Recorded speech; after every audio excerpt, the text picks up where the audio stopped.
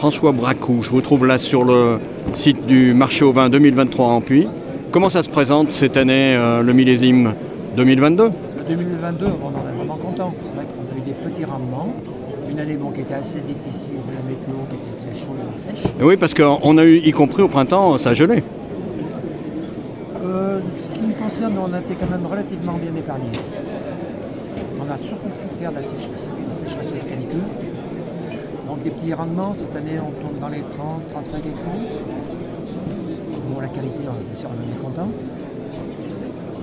Les vignes fin blanc sont très bien passées. L'année un petit peu longue, la fin, les malots sont en train de se terminer sur les condrieux. Les côtes rôties, les petits rendements aussi, tous les condrieux, des 30-35 hectares.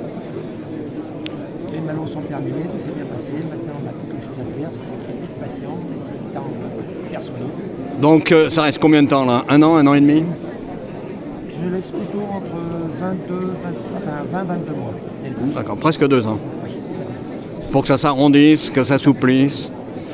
Aujourd'hui, c'est quoi pour vous qui avez derrière vous une longue carrière de viticulteur? C'est quoi les défis de la viticulture et des vignerons?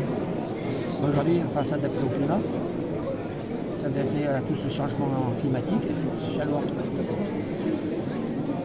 jouer avec la sécheresse.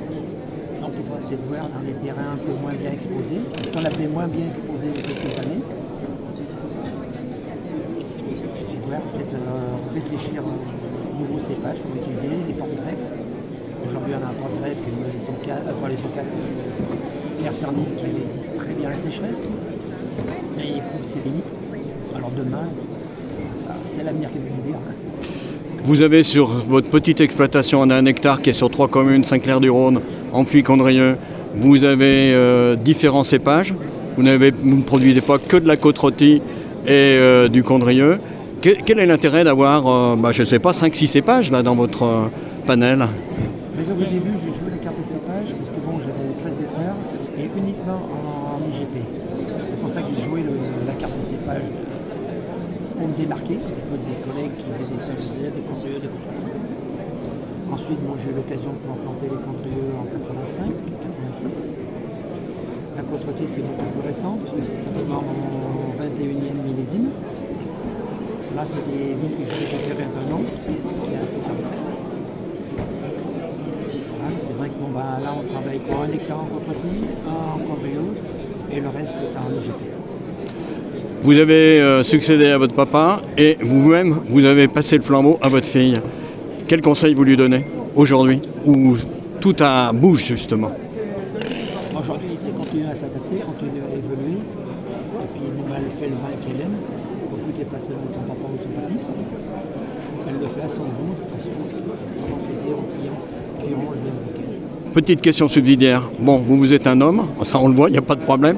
Est-ce qu'il y a une difficulté, est-ce qu'il y a une différence? Qu'est-ce que peut apporter le travail de la viticulture par une femme de différent? On n'a pas les mêmes affinités et une fille, justement, si elle veut se démarquer, si elle veut faire voir qu'elle est là, elle est obligée d'être meilleure que nous. Elles sont obligées de se gratifier. Et c'est vrai que sur les salons, on fait pas mal de salons, on en fait une dizaine par année et on voit de plus en plus de présences féminines. Je pense que c'est une très bonne chose. C'est un monde qui reste quand même très macho, la viticulture, non? Qui était, mais c'est évolué. Je vous garantis que c'est évolué.